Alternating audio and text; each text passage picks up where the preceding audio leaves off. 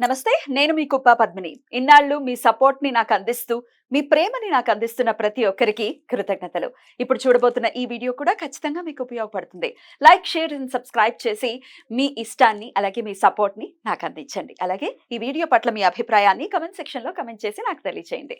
నమస్తే. Welcome to our channel. నేను పద్మిని. ప్రస్తుతంతో పాటు ప్రముఖ ఆధ్యాత్మికవేత్త, వాస్తు జ్యోతిష పండితులు శేషగిరిరావు గారు ఉన్నారు. మాట్లాడదాం. సార్ నమస్కారం అండి. నమస్తే అండి. బాగున్నారండి? బాగున్నాము. మీ సమయాన్ని మాకు ఇస్తున్నందుకు చాలా చాలా కృతజ్ఞతలండి. వెల్కమ్ టు రెడ్ టీవీ భక్తి. Thank you.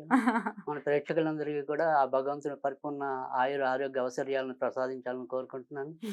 గోచారంతో సంబంధం లేకుండా అందరి జీవితాల్లో కూడా వెలుగులు కావాలని కోరుకుంటున్నాను. మనస్ఫూర్తిగా మేము కూడా అదే కోరుకుంటున్నాం. కాకపోతే గోచార రీత్యా ఉండేటటువంటి ఫలితాలు ఖచ్చితంగా ఉంటాయి. గ్రహచారం ఒక ఒక మేజర్ రోల్ ని ప్లే చేసినప్పటికీ గోచారం కూడా ఆ రోల్ ని ప్లే చేస్తుంది. కాబట్టి నేను మిమ్మల్ని ఇప్పుడు గోచార రీత్యా ద్వాదశ రాశులకి కూడా, అంటే ఇప్పుడున్న గోచార రీత్యా ద్వాదశ రాశులకి ఎట్లాంటి ఫలితాలు రాబోతున్నాయి అనేది అడగదలుచుకున్నానండి. ఒక పక్క శుక్ర కుజ శనులు కలిసి ఉన్నారు కుంభరాశిలో. అలాగే బుధుడు, రాహు అలాగే రవి కలిసి ఉన్నారు మీనరాశిలో. మేజర్ గ్రహాలు అంటే 6 గ్రహాలు ఇంచుమించు ఒకే దగ్గరలో ఉన్నటువంటి పరిస్థితి. ఇట్లాంటి గోచార పరిస్థితులు ఉన్నప్పుడు ద్వాదశ రాశుల మీద ఎలాంటి ఇంపాక్ట్ ని చూపిస్తుంది ఒక్కసారి మీ ద్వారా? తప్పకుండా. అంటే ఇక్కడ మనం ఏదైతే ఇప్పుడు ఈ సంయోగం అంటాం, గ్రహాల సంయోగం అనుకోండి, అది ఒక్కొక్క బిందువులో వారు ఇంకా దగ్గరగా ఉన్నప్పుడు దాని ఫలితం అనేది ఇంకో రకంగా ఉంటుంది.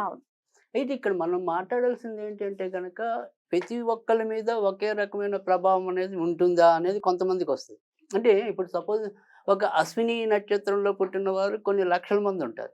అవునండి. సో ఈ గోచారాన్ని ఎంత వాళ్ళకి కరెక్ట్ చేయాలి అనేది అందరం మనం నిరంతరం తప్పించే విధానం, ప్రశ్నార్థకమే అది ఎలా ఉంటుంది అనేది.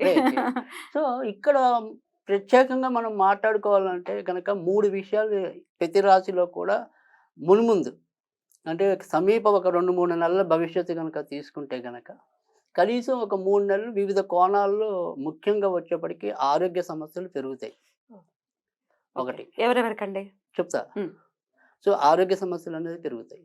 తర్వాత ఎవరైతే ఈ కొత్తగా గర్భం దాల్చి ఉంటారో, అంటే రీసెంట్ అనుకోండి, వాళ్ళకి కూడా ఒక్కోసారి గర్భస్రావ ప్రమాదాలు ఉంటాయి. తర్వాత రెండోది, ఎవరికైతే క్షణికావేశం ఉంటుందో ఆ షార్ట్ టెంపర్తో చేసే నేర ఘోరాల సంఖ్య పెరుగుతుంది. సో అందుకని ఖచ్చితంగా ఈ 2-3 నెలలు కూడా ఏ రాశి వారైనా ఎంతో కొంత జాగ్రత్త తీసుకోవాలి. స్ట్రెస్ఫుల్ లైఫ్ ఉంటుంది 2-3 నెలలు. సో అది ఎలా ఉంటుంది అనేది ఒక్కొక్క రాశిని బట్టి చెప్దాం. తప్పకుండా. ఇక నెక్స్ట్ ఫైనల్లీ మీనరాశి వారికి ఎలా ఉండబోతోందండి?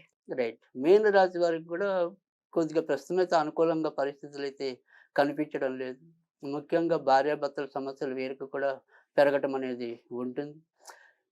తర్వాత ఇంకా ముఖ్యంగా చెప్పుకోవాలంటే కనుక ఎవరైతే విదేశాల్లో ఆల్రెడీ ఉన్నారో, అంటే కొంతకాలం కిందటే విదేశాలకు ఇక్కడి నుంచి వెళ్ళిన వాళ్ళు ఎవరైతే ఉన్నారో వాళ్ళకి కూడా ఆకస్మికంగా ఏమైనా తలనొప్పులు రావచ్చు. తర్వాత రెండోది వచ్చేవాడికి ఏంటంటే వాళ్ళ యొక్క అక్కడ ఉండే వీసా వ్యవధి అవన్నీ తీరిపోయి తర్వాత రావాల్సిన ప్రొసీజర్ ఏదైతే ఉంటుందో అది బ్రేక్ పడి ఉన్నపడంగా మళ్ళీ మనం ఇటు పరిగెత్తుకు రావాల్సిన పరిస్థితులు కూడా ఏర్పడవచ్చు. సో అందుకని ఎవరైతే ఇప్పటికే వాటికి సంబంధించిన విదేశాల్లో ఉన్న వాళ్ళు కానీ అలాంటి విషయాల్లో మాత్రం ఏవో రకమైన చిక్కులు కూడా వీళ్ళకి ఎదురవటం అనేది ఉంటుంది. తర్వాత ముఖ్యంగా ఇదంతా నేను చెప్పేదంతా కూడా విదేశాల్లో ఉన్న వాళ్ళ గురించి ఇంకా ఎక్కువ స్ట్రెస్ ఉంది ఇప్పుడున్న పరిస్థితుల్లో. అంటే సపోజ్ అక్కడ మన వాళ్ళు ఎవరైతే ఉన్నారో వాళ్ళకి రావాల్సిన చాలా కంపెనీలు సకాలంలో జీతాలు చెల్లించకపోవచ్చు. సో దానివల్ల కూడా వీరు ఎక్కువ ఒత్తిడి పెంచుకోవచ్చు. సో ఆ ఒత్తిడి ఎప్పుడైతే పెరిగిందో అనారోగ్యాలు రావటం అనేది కూడా ఉంటుంది. ఇక మంచి ఎవరికి అంటే కనుక ఏదైనప్పటికీ కూడా అక్కడ గురుడు ధనస్థానంలో ఉండటం, రెండో ఇంట్లో ఉండటం అనేది ఉండటం కాబట్టి ఎంత పెద్ద సమస్య అయినా కానీ ఏదో మొత్తానికి చివరి నిమిషంలో ఏదో అమ్మయ్య ఊపిరి పీల్చుకున్నాము అన్నట్టు ఆనందించడమే తప్ప వీరు చేసే విధానంలో, అంటే వీరు చేసే నిజాయితీ ఉంది కానీ దానికి తగిన ఫలితం అయితే వచ్చే పరిస్థితి ఇప్పుడు లేదు. సో అందుకని మనం ఆలోచించాల్సింది కానీ ఆనందపడాల్సింది ఏంటి అంటే ఏదో విధంగా ఒడ్డెక్కుతాను, ఆ ఒడ్డెక్కించేందుకైతే ఒక గ్రహం ఉంది, అది గురు గ్రహం.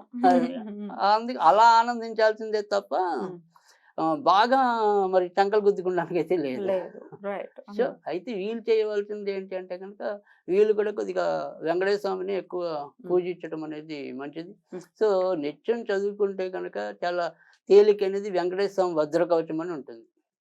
సో, ఆ వెంకటేశ్వర స్వామి వజ్రకవచం చదువుకోవాలి. సరే చదువుకోవడం కూడా రాదు అనుకుంటే గనక వెంకటేశ్వర స్వామికి శనివారం పూట వడపప్పు, పానకం, తేనె కూడా ఉండాలి. ఎందుకంటే అక్కడ రాహు ఉన్నాడు కాబట్టి రాహు గ్రహాన్ని అదింపెట్టడానికి తేనె పెట్టాలి. తేనె. ఓకే. సో, వడపప్పు, పానకం, తేనె నివేదన చేయటం వల్ల కూడా ఈ దుష్టగ్రహాల బాధ అన్నది తగ్గుతుంది. సరే, ఇవి లేకుండా బయటకెళ్ళి చేయవలసిన విధానం మనం కొన్ని చెప్తున్నాం. చాలా బ్యూటిఫుల్ గా ఎక్స్ప్లెయిన్ చేశారు. డెఫినెట్ గా ద్వాదశ రాశులకి కూడా ఈ గోచార రీత్యా వచ్చేటటువంటి ఫలితాలు ఎలా ఉంటాయి అనేది తెలియజేశారు. అలాగే రెమెడీస్ కూడా చెప్పారు, రాశి వైజ్ కూడా చెప్పారు. కాబట్టి అందరికీ కూడా ఈ 2 నెలలు చాలా బ్యూటిఫుల్ గానే వెళ్ళాలని మనస్ఫూర్తిగా తప్పకుండా అందరూ వెళ్ళాలని మనకు కూడా కోరిక అదే. తప్పకుండా మీ సమయం ఇచ్చి మాకు ప్రిడిక్షన్స్ ని తెలియజేసినందుకు చాలా చాలా కృతజ్ఞతలండి. నమస్కారం. Thank you.